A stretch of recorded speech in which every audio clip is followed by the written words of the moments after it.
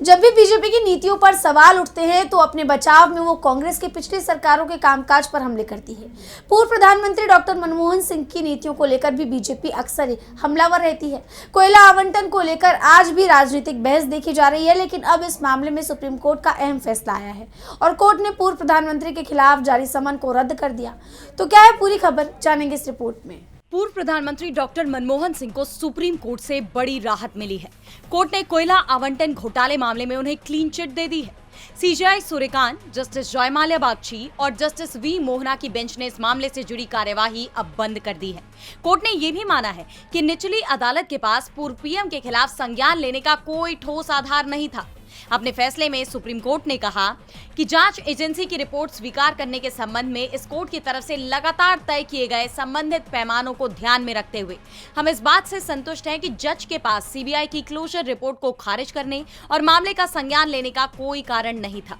हम अपील स्वीकार करते हैं और विवादित फैसले को रद्द करते हैं। नतीजतन हम सीबीआई की क्लोजर रिपोर्ट स्वीकार करते हैं और मामले को बंद करते हैं।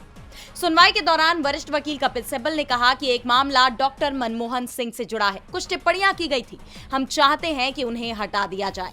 दरअसल ये मामला साल 1993 से 2010 के बीच सरकारी कोयला खदानों के बिना नीलामी के मनमाने और सस्ते वितरण से जुड़ा हुआ है। कैग ने 2012 में अपनी रिपोर्ट में आरोप लगाया कि कंपनियों को नियमों के खिलाफ जाकर सस्ते दाम पर खदानें दी गई, जिससे देश को भारी वित्तीय नुकसान हुआ। और 2004 से 2014 तक डॉक्टर मनमोहन सिंह देश के प्रधानमंत्री रहे। ऐसे में उनकी सरकार कटघरे में आ गई।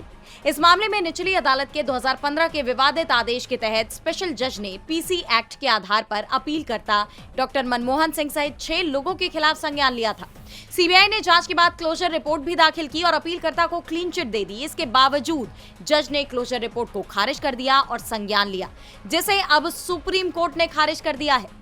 हालांकि कोर्ट का यह फैसला मनमोहन सिंह के निधन के 1.5 साल से ज्यादा वक्त के बाद आया है, लेकिन अब कोर्ट की तरफ से समन वापस लिए जाने के बाद आखिरकार पूर्व पीएम इस मामले में औपचारिक रूप से दोषमुक्त हो गए हैं। डीबी लाइव की रिपोर्ट।